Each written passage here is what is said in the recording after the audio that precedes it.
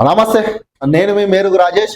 ఇక సిరిసిల్లాల ఒక ఓటరు తనైతే ఒక బహిరంగ లేఖ రాసిండు. అది సోషల్ మీడియాలో అయితే వైరల్ అవుతుంది.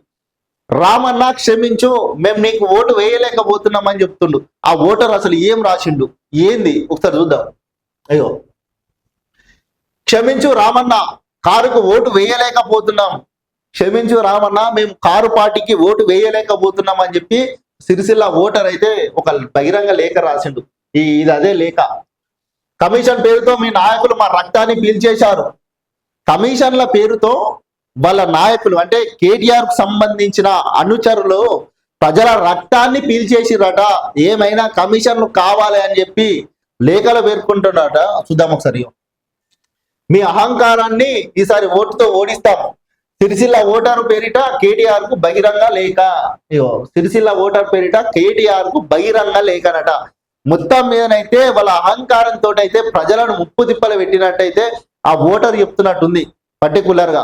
ఇంకా తను ఏమేం చెప్పిండు ఏందని చూద్దామంటే, రేపు మున్సిపల్ ఎన్నికలు జరుగుతున్న నేపథ్యంలో ఓ వ్యక్తి క్షమించు రామన్న, ఓటు వేయలేకపోతున్నామంటూ BRS working president Sircilla MLA KTR కు రాసిన బహిరంగ లేఖ సోషల్ మీడియాలో వైరల్ అవుతుంది.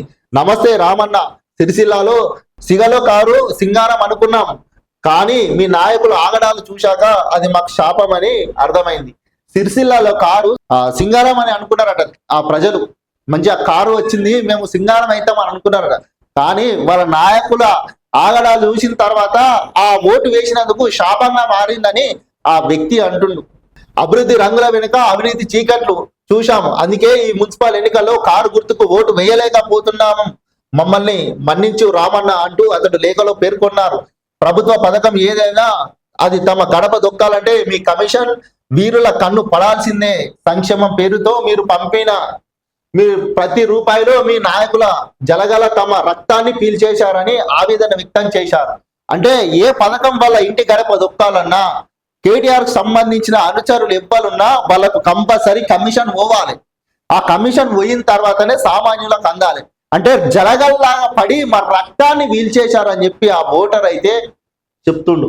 పర్సంటేజీల లెక్కలు తలుచుకుంటేనే మళ్ళీ కారు గుర్తుపై నొక్కిన వేలు ఆమరణ భావంతో బనికిపోతుందని రాసుకొచ్చారు. ఆ కారు గుర్తు మీద ఓటు వేయాలంటే గతంలో చేసిన పర్సంటేజీలు చూసుకుంటూనే, మా దగ్గర తీసుకున్న డబ్బులు చూసుకుంటేనే ఆ ఏలు వణికిపోతుంది. మళ్ళా ఓటు ఎట్లా వేయాలని చెప్పి ఓటర్ అయితే చెప్తుండు. కోట్లతో పడగలెత్తిన మీరు మీ అనుచర బంధుగూడెం కోట్లకు పడగలెత్తి ఆకాశంలో వివరిస్తుంటే సిరిసిల్ల నేత కార్మికులు మాత్రం నేటికి బట్టకు పొట్టకు బతుకు పోరాటం చేస్తూనే ఉన్నారు కదా రామన్న.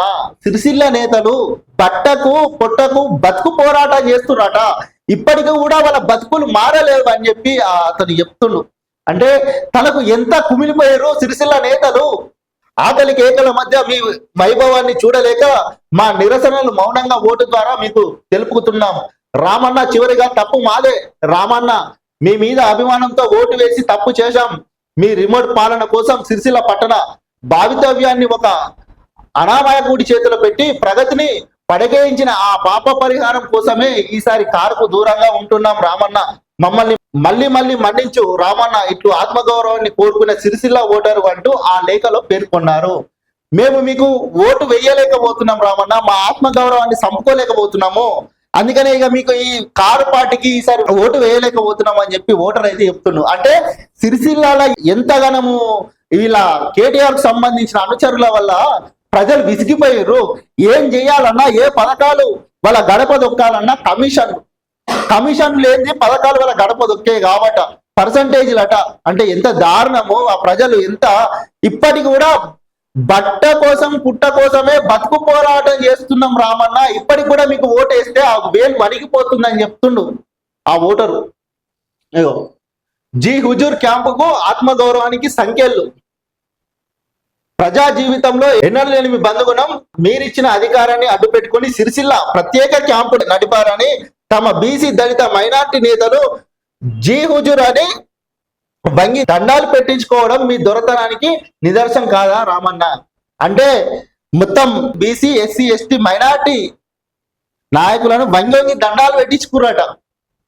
ఇంత దారుణం అసలు అని ప్రశ్నించారు. సిరిసిల్లను మీ సొంత జాగిరిలా మార్చి అలిగడ్డ రాజ్యాంగాన్ని నడిపి అలా అహంకారాన్ని ఈసారి ఓటుతో ఓడించాలని అనుకుంటున్నామని లేఖలో పేర్కొన్నారు. అధికారంలో ఉన్నప్పుడు ఇక్కడ అనాధికార గూడారాలు వేసి మీ పేర్లు చెప్పుకుంటూ బతుకమ్మ చీరల కాంట్రాక్టులో కోట్లు కొల్లగొట్టిన వైనం తమ కళ్ళ ముందే మొదలుతుందని అభివృద్ధి ముసుగులో జరిగిన ఆ అవినీతి జాతరను చూశాక మళ్ళీ అదే కారుకు ఓటు వేస్తే తమ భవిష్యత్తుకే బ్రేకులు పడతాయని భయమేస్తుందని ప్రస్తావించారు. చూసిరా, బతుకమ్మ శీలల పేరు మీద అభివృద్ధి కాంట్రాక్టుల పేరు మీద అభివృద్ధి చేస్తున్నామని చెప్పి విచ్చల వీడిగా సిరిసిల్ల ఓటర్లు కేటీఆర్ కు సంబంధించిన అనుచరులు విచ్చల విడిగా కమిషన్లు తీసుకుర్రట, వెంచర్లు వేసిర్రట, సెటిల్మెంట్లు వేసిరట, మొత్తం అక్రమాలు వేసిరట. ఇప్పటికీ కూడా కళ్ళ ముందట జరిగిన అన్యాయాన్ని అక్రమాన్ని చూసి మళ్ళా కారు పార్టీకి ఓటెత్తే మా బతుకుకు బ్రేకులు వేసుకుంటామని చెప్పి ఆ ఓటర్ షేర్స్ మాత్రం చెప్తున్నారు. ఎంత దారుణంగా చేసిరు వీళ్ళు 10 సంవత్సరాలు అంటే. ఇక ఇప్పుడు కూడా మా బతుకు మారాలంటే మేము వేరే పార్టీకి ఓటేసుకున్నామని చెప్తుండ్రు క్లియర్ గా. మీకు మాత్రం ఓటెత్తే ఇక మా బతుకు బ్రేకులు పడతాయని సిరిసిల్ల ఓటర్ మాత్రం చెప్తుండ్రు. ఇంత దుర్మార్గ పాలన 10 సంవత్సరాలలో జరిగిందంటే అంటే ఏ రకంగా ప్రజలను హింసించిరు. ఇప్పటికీ సిరిసిల్ల నేతలారా, ఇప్పటికి కూడా మీరు మారి ఇప్పటికైనా ఈ వ్యక్తి చెప్పినట్టు బుద్ధి చెప్పుర్రు. ఎందుకంటే మనం ఆయన చెప్తుండు బట్ట పూట కోసమే మనం బతుకుతున్నామని చెప్తుండు. అంటే ఎంత భావవేదనకి గురయ్యి ఆ లేఖ రాసిండు. ఆలోచించుకొని మనం ఏం చేస్తే మనకు ఏ పార్టీలు మనకు న్యాయం చేస్తా అని చెప్పి ఆలోచించుకొని ఓట్లు వేసుకొని సరైన నాయకుడిని మాత్రం ఎంచుకోరు.